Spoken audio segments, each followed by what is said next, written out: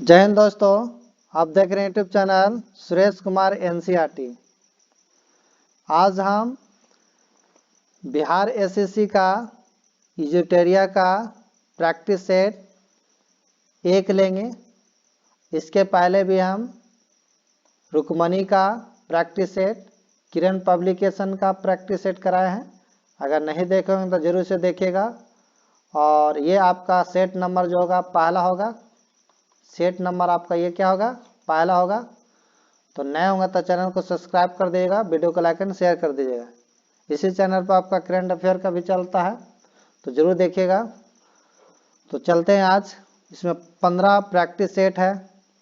तो पहला क्वेश्चन आपका है कि भारत में उच्च न्यायालय के न्यायाधीशों की पद की शपथ दिलवाते हैं।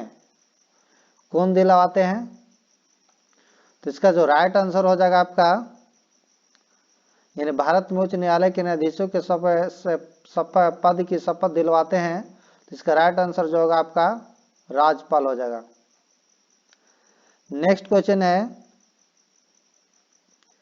कि राष्ट्रपति और उपराष्ट्रपति के चुनाव से संबंधित चुनावी विवादों का निपटारा करता है। तो ये आपका इसका राइट आंसर हो जाएगा, आपका सी हो जाएगा। भारत का सर्वोच्च न्यायालय निपटारा करता है। राष्ट्रपति उपराष्ट्रपति के चुनाव से संबंधित विवादों का निपटारा भारत का सर्वोच्च न्यायालय करता है। नेक्स्ट क्वेश्चन अगला पढ़ते हैं कि भारत में संविधान में कल्याणकारी राज का आदर्श निहित है। तो इसका राइट आंसर हो जाएगा राज्य के नीति निर्देशक तत्व में।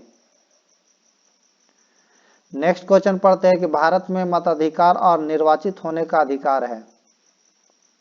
तो इसका राइट आंसर होगा संवैधानिक अधिकार। आंसर जो हो जाएगा 4 का आपका डी होगा। अगर इसे पीडीएफ चाहिए तो टेलीग्राम का लिंक डिस्क्रिप्शन में हम दे देंगे, वहां आप ज्वाइन हो जाएगा, पीडीएफ उसका मिल जाएगा। नेक्स्ट है कि निम्न में कौन सिविल सेवा बोर्ड के पदेन अध्यक्ष होते हैं? तो इसका राइट आंसर हो जाएगा कैबिनेट सचिव। ऑप्शन जो हो जाएगा डी होगा। नेक्स्ट क्वेश्चन अगला पढ़ते हैं, क्वेश्चन नंबर आपका 6 कि लोकसभा के अध्यक्ष को पद से हटाया जा सकता है। तो इसका राइट आंसर जो होगा आपका डी होगा, यानी लोकसभा के सभी सदस्यों को बहुमत से पारित प्रस्ताव द्वारा इसे हटाया जा सकता है। याद रखिएगा, यानी लोकसभा के अध्यक्ष को पद से हटाया जा सकता है। तो लोकसभा के सभी सदस्यों के बहुमत से पारित प्रस्ताव द्वारा इसे लोकसभा अध्यक्ष को हटाया जा सकता है। तो आंसर जो हो जाएगा आपका 6 के आपका डी हो जाएगा आंसर, सही आंसर। नेक्स्ट क्वेश्चन अगला पढ़ते हैं, क्वेश्चन नंबर आपका 7 कि भारत का संविधान गणतंत्रात्मक है क्योंकि यह कोई वंशानुगत शासक नहीं है। आंसर जो होगा इसका राइट आंसर डी होगा। नेक्स्ट क्वेश्चन अगला पढ़ते हैं कि गांधी जी को चंपारण आने का आमंत्रण किसने दिया था? तो इसका राइट आंसर हो जाएगा राजकुमार शुक्ल दिए थे। ऑप्शन नंबर होगा ए होगा। नेक्स्ट क्वेश्चन अगला पढ़ते हैं, आपका क्वेश्चन नंबर आपका 9 कि 1913 ईस्वी में पटना में अनुशीलन समिति के एक शाखा की स्थापना किसने की थी? तो इसका राइट आंसर होगा सचिंद्र नाथ सन्याल। ऑप्शन जो हो जाएगा आपका सी होगा। नेक्स्ट क्वेश्चन अगला है कि बिहार का पहला रामरस स्थल कौन सा है? तो इसका आपका राइट आंसर होगा कामर झील। ऑप्शन नंबर जो होगा आपका सी होगा। नेक्स्ट क्वेश्चन है कि निम्नलिखित में कौन सी सभ्यता अपने नगर नियोजन के लिए प्रसिद्ध थी? तो इसका राइट आंसर होगा सिंधु घाटी की सभ्यता। ऑप्शन नंबर जो होगा आपका डी होगा। नेक्स्ट है कि प्राचीन भारत के प्रसिद्ध शासक जिसने अपने जीवन के अंतिम दिनों में जैन धर्म में अपना लिया था। तो इसका राइट आंसर होगा चंद्रगुप्त मौर्य। ऑप्शन नंबर होगा आपका डी होगा।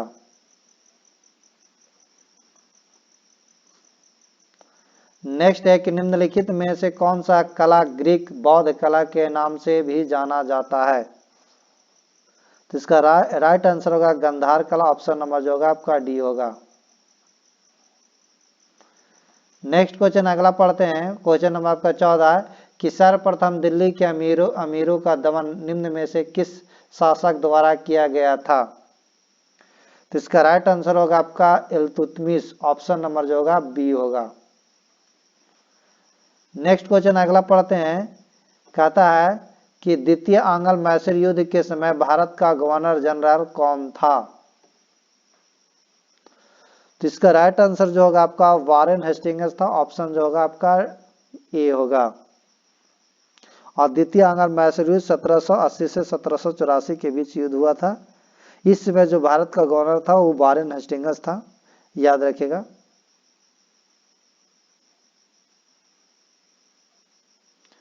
नेक्स्ट क्वेश्चन अगला पढ़ते हैं। क्वेश्चन नंबर आपका 16 किसने कहा था कांग्रेस केवल सूक्ष्मदर्शी अल्पसंख्यक का प्रतिनिधित्व करती है? तो इसका राइट आंसर होगा आपका 16 का डी होगा, लॉर्ड डफरिन ने कहा था।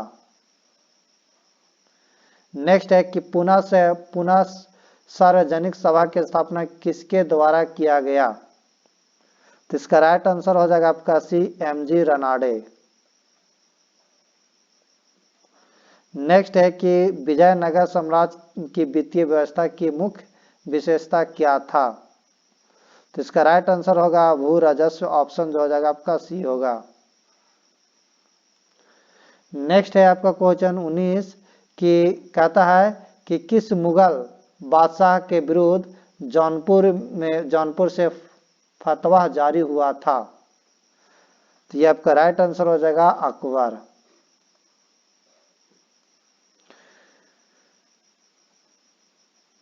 और ये आपका 1580 ईस्वी में जौनपुर के एक धर्म गुरु ने सभी मुस्लिमों को अकबर के विरुद्ध विद्रोह करने के लिए फतवा जारी किया गया था, याद रखिएगा। तो आंसर हो जाएगा इसका 19 के आपका बी होगा। नेक्स्ट है नीचे दिए गए घटनाओं को उनके तिथि के सही मिलान करना है।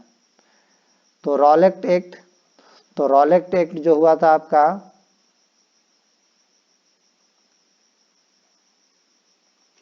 अगर रॉलेट एक्ट देखा जाए तो ये आपका हुआ था 19 मार्च 1919 में हुआ था। 19 मार्च 1919 को 19 मार्च 1919 को। और रॉलेट सत्याग्रह जो हुआ था आपका 6 अप्रैल 1919 को हुआ था। और भारतीय राष्ट्रीय कांग्रेस का अमृत अधिवेशन जो हुआ था आपका, ये आपका 2 दिसंबर को हुआ था, 2 दिसंबर 1919 को। और जलियांवाला हत्याकांड आपका 13 अप्रैल 1919 को हुआ था। तो राइट आंसर हो जाएगा एक का ए है, 2 आपका बी, यानी 1 2 1 2 4 3 1 2 1 2 4 3। तो ऑप्शन नंबर जो होगा आपका 20 के डी हो जाएगा। ऑप्शन जो हो जाएगा आपका 20 का डी हो जाएगा। राइट आंसर 20 का डी होगा। नेक्स्ट अगला पढ़ते हैं कि भारत का अपने पड़ोसी देशों के मध्य अंतर्राष्ट्रीय सीमा के विस्तार का आरोही क्रम है। पड़ोसी देशों के मध्य अंतर्राष्ट्रीय सीमा का विस्तार आरोही क्रम है, आरोही क्रम यानी बढ़ते क्रम में। तो 21 के सबसे अगर ज्यादा देखा जाए तो बांग्लादेश का होता, सबसे ज्यादा बांग्लादेश।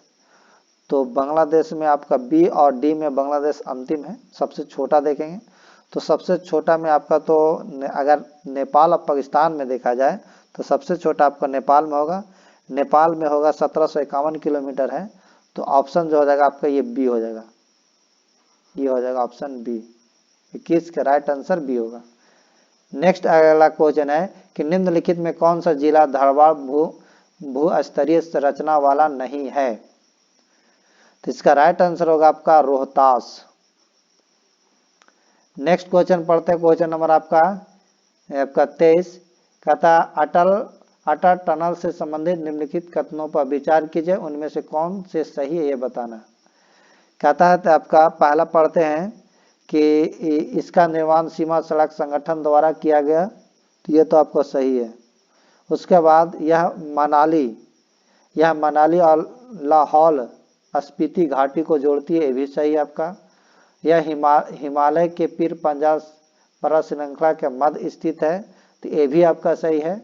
और चौथा देखते हैं यह भारत के लिए सामरिक दृष्टि से महत्वपूर्ण है, तो भी सही है। तो ऑप्शन जो होगा यानी चारों होगा, तो चारों ऑप्शन डी में है, तो डी आंसर हो जाएगा। इसका राइट आंसर जो हो जाएगा 23 का डी होगा। नेक्स्ट क्वेश्चन अगला पढ़ते हैं कि नर्मदा घाटी किन पर्वत श्रृंखलाओं के बीच स्थित है।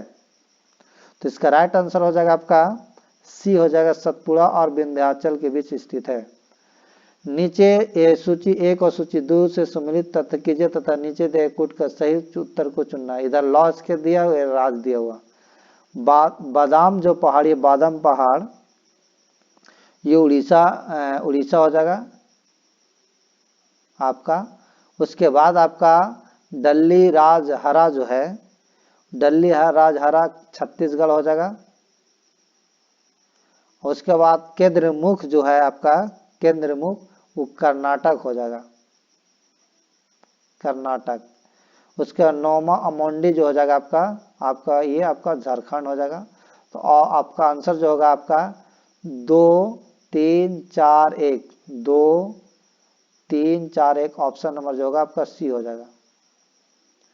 नेक्स्ट अगला पढ़ते हैं कि अफ्रीका का सर्वोच्च पर्वत शिखर माउंट किलिमंजारो अवस्थित है। तो इसका राइट आंसर होगा तंजानिया में, सी हो जाएगा इसका राइट आंसर। नेक्स्ट है कि भारत में ग्रीष्मकालीन मानसून के प्रवाह की समान दिशा है। तो इसका राइट आंसर होगा दक्षिण पश्चिम से उत्तर पूर्व, राइट आंसर डी हो जाएगा। नेक्स्ट क्वेश्चन आपका 28 पढ़ते हैं कि सूची 1 को सूची 2 में सम्मिलित कीजिए तथा सूचियों के नीचे दिए गए कूट को सही उत्तर को चुनना है। तो देखते हैं इसका।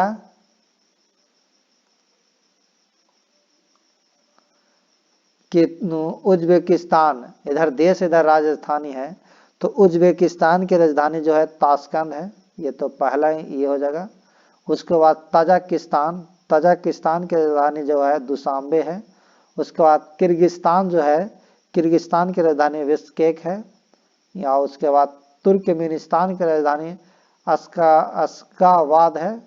तो ऑप्शन जो हो जाएगा आपका 1 2 3 4, 1 2 3 4 आपका ऑप्शन ए में है। तो ऑप्शन नंबर जो हो जाएगा आपका ए हो जाएगा, ऑप्शन ए हो जाएगा। नेक्स्ट अगला का पढ़ते हैं क्वेश्चन आपका 29, कहता निम्नलिखित में कौन से मुद्रा के अवमूल्यन का सबसे संभावित प्रभाव होगा। तो इसका राइट आंसर हो जाएगा बी, निर्यात में वृद्धि। नेक्स्ट है कि वह दर जिस पर अनुसूचित वाणिज्य बैंक रिजर्व बैंक से रातों रात धन के अतिरिक्त राशि उधार ले सकते हैं। तो इसका राइट आंसर हो जाएगा आपका बी, सीमांत अस्थायी सुविधा दर। नेक्स्ट है कि निम्नलिखित में कौन सा कार्य आरबीआई से संबंधित नहीं है। ऋण नियंत्रण, उसके बाद आपका जो है ये तो नहीं होगा, ऋण नियंत्रण नहीं कह रहा है कि निम्नलिखित कौन सा कार्य आरबीआई के संबंधित ऋण नियंत्रण, तो ये होगा मुद्रा नोट जारी करना, या फिर आपका ये भी सही है जनता को पैसा उधार देना। जनता को पैसा उधार ही नहीं देता, ये नहीं देता, तो ये नहीं होगा। अंतिम उपाय के रूप में वाणिज्यिक बैंकों को धन उधार देना, ये सही है। तो इसमें नहीं कह रहा, तो नहीं आपका खाली सिर्फ 3 होगा, तो आंसर जो होगा बी हो जाएगा केवल। नेक्स्ट क्वेश्चन अगला पढ़ते हैं, क्वेश्चन नंबर आपका 32 कि भारत को आत्मनिर्भर और स्व उत्पादक अर्थव्यवस्था के रूप में स्थापित करने का प्रथम लक्ष्य किस पंचवर्षीय योजना का था। तो इसका राइट आंसर हो जाएगा तीसरी पंचवर्षीय योजना।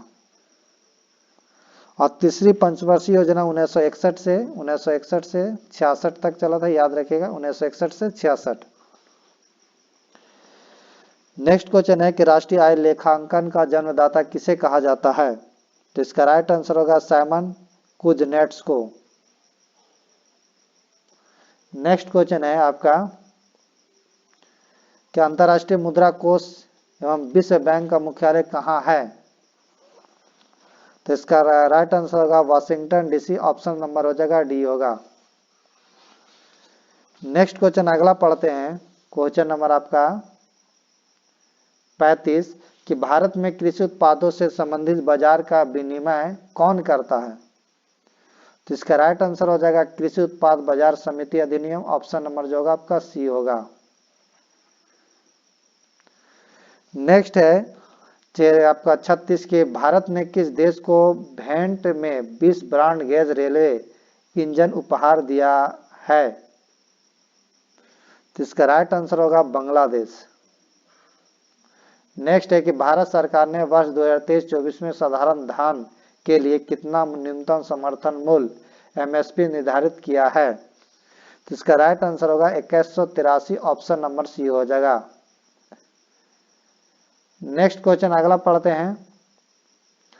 38 के किस मंत्रालय द्वारा पोषण भी पढ़ाई भी कार्यक्रम की शुरुआत की गई? तो इसका राइट आंसर होगा केंद्रीय महिला एवं बाल विकास मंत्रालय। नेक्स्ट है चंद्रयान 3 जिसे हाल ही में प्रक्षेपित किया गया वह कुल वजन लगभग कितना था? तो इसका राइट आंसर होगा डी 3900 किग्रा। नेक्स्ट है कि विश्व पर्यावरण दिवस 2023 का थीम क्या है? तो इसका राइट आंसर हो जाएगा प्लास्टिक प्रदूषण के समाधान, ऑप्शन नंबर जो होगा बी होगा। नेक्स्ट क्वेश्चन आपका 41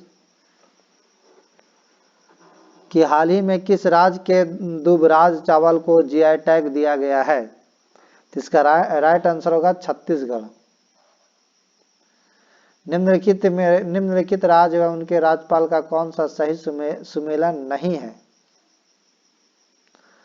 तो इसका देखते हैं, तो ये आपका जो है राज्यपाल सुमेलित नहीं है, तो इसका राइट जो आंसर होगा आपका त्रिपुरा जो है गुरमीत से ये सुमेलित नहीं है। बाकी आपका केरल का आरिफ मोहम्मद खान है, नागालैंड के लाल गणेशन है, राजस्थान के कलराज मिश्र हैं। ये आपका त्रिपुरा का गुरमीत सिंह नहीं है, याद रखिएगा। जो तो 42 के जो आंसर आपका आंसर हो जाएगा आपका सी हो जाएगा। त्रिपुरा के राज्यपाल जो अगर कहा जाए तो सत्यदेव नारायण आर्य है, याद रखिएगा सत्यदेव नारायण आर्य। नेक्स्ट क्वेश्चन अगला पढ़ते हैं कि आईसीसी क्रिकेट वर्ल्ड 2023 में कुल कितने टीमें भाग ले रही है? तो इसका राइट आंसर हो जाएगा 10। नेक्स्ट क्वेश्चन आपका अगला पढ़ते हैं कि हाल ही में बिहार का नया महाधिवक्ता किसे नियुक्त किया गया है? तो इसका राइट आंसर होगा पीके शाही को, ऑप्शन जो होगा आपका ये होगा। नेक्स्ट है साहित्य के क्षेत्र में नोबेल पुरस्कार 2023 से किसे सम्मानित किया गया है? तो इसका राइट आंसर होगा जॉन फॉन्से, ऑप्शन नंबर होगा बी होगा। नागेवाजा शब्दावली किस खेल से संबंधित है? तो इसका राइट आंसर होगा आपका जूडो। नेक्स्ट है प्रोलॉग किस पीढ़ी की कंप्यूटर भाषा है? तो इसका राइट आंसर होगा पंचम।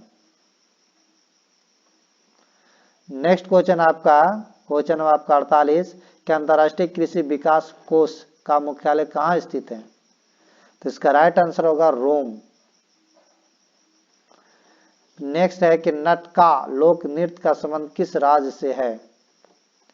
तो इसका राइट आंसर होगा आपका महाराष्ट्र। नेक्स्ट है कि निखिल बनर्जी का संबंध किस वाद्य यंत्र से है? तो इसका राइट आंसर होगा सितार, आंसर ऑप्शन जो होगा ये होगा। नेक्स्ट है डीसी जनरेटर किस सिद्धांत पर कार्य करता है? तो ये आपका राइट आंसर जो होगा आपका सी होगा, फैराडे के विद्युत चुंबकीय प्रेरण के सिद्धांत पर कार्य करता है, याद रखिएगा फैराडे के विद्युत चुंबकीय प्रेरण के सिद्धांत पर। नेक्स्ट क्वेश्चन है कि प्रकाश के वन विक्षेपण में लाल रंग का परास होता है? तो इसका राइट आंसर हो जाएगा सी 6200 एंगस्ट्रम से 7800 एंगस्ट्रम होगा, ऑप्शन जो होगा सी होगा। नेक्स्ट है आपका क्वेश्चन 53 कि ध्वनि की प्रबलता किसके द्वारा निर्धारित की जाती है? तो इसका राइट आंसर होगा कंपन के आयाम के द्वारा हो जाएगा, ऑप्शन जो होगा आपका ए हो जाएगा। नेक्स्ट है कि जल के विद्युत अपघटन के समय बैटरी के ऋणात्मक टर्मिनल से जुड़े इलेक्ट्रोड पर निम्न में कौन सी गैस बनती है? तो इसका राइट आंसर जो होगा 54 का आपका ये हो जाएगा हाइड्रोजन गैस। नेक्स्ट क्वेश्चन अगला पढ़ते हैं, क्वेश्चन नंबर आपका 55 कि लाल रंग की वस्तु लाल क्यों दिखाई देती है? तो इसका राइट आंसर जो होगा 55 के ए हो जाएगा। यह लाल रंग को परिवर्तित करता है, ऑप्शन जो होगा आपका सी होगा। नेक्स्ट क्वेश्चन है कि कार्य का मान किन किन स्थितियों में शून्य हो सकता है। तो यह आपका जब आरोपित बल शून्य हो तब होता है, नहीं ये नहीं होगा, ये ऑप्शन आरोपित बल शून्य हो तो ये नहीं होगा। जब विस्थापन शून्य होता तो ये होगा। उसके बल एवं विस्थापन की दिशाएं परस्पर लंबवत हो तो ये होगा। तो ऑप्शन जो हो जाएगा आपका, इसे मैं मिटा देता हूं, ये नहीं होगा, ये आपका ये नहीं होगा। बाकी ये इसका आंसर जो होगा आपका बी और सी होगा। तो ऑप्शन जो हो जाएगा इसका डी हो जाएगा, बी और सी दोनों। नेक्स्ट क्वेश्चन अगला पढ़ते हैं आपका 57 कि प्रतिरोध को दो तार R1 तथा R2 समांतर क्रम में जुड़े हुए तो संयोजन का तुल्य प्रतिरोध होगा। तो संयोजन का तुल्य प्रतिरोध, इसका राइट आंसर जो होगा आपका सी हो जाएगा, R1 इंटू R2 बटा R1 प्लस R2 होगा। नेक्स्ट है निम्नलिखित में से किस विद्युत चुंबकीय विकिरण में सबसे लंबे तरंगदैर्घ्य होते हैं। तो इसका राइट आंसर होगा रेडियो तरंग, ऑप्शन नंबर होगा ए। नेक्स्ट है निम्नलिखित में कौन एक मिश्रण का उदाहरण है। तो इसका राइट आंसर हो जाएगा आपका ए हो जाएगा इस्पात। नेक्स्ट क्वेश्चन अगला पढ़ते हैं 60 कि कार्नेलाइट किस धातु का अयस्क है। तो इसका राइट आंसर होगा पोटेशियम। हीलियम के नाभिक में होता है। तो हीलियम के नाभिक में होता है, इसका right answer 2 proton 2 neutron, option जो होगा डी होगा। नेक्स्ट है क्रोमेटोग्राफी की तकनीक का प्रयोग होता है। तो इसका राइट आंसर हो जाएगा डी, रंगीन रसायन के मिश्रण से पदार्थों को अलग करने में। नेक्स्ट है कि माणिक्य और नीलम रसायन रूप से होते हैं। तो ये आपका राइट आंसर जो होगा आपका एल्यूमिनियम ऑक्साइड हो जाएगा, ऑप्शन नंबर हो जाएगा आपका डी होगा। नेक्स्ट है जर्मन सिल्वर में चांदी का प्रतिशत होता है। तो इसका राइट आंसर होगा 0%। नेक्स्ट क्वेश्चन अगला पढ़ते हैं, क्वेश्चन नंबर आपका 65 कि निम्नलिखित में से किस पदार्थ को विशिष्ट ऊष्मा सर्वाधिक है।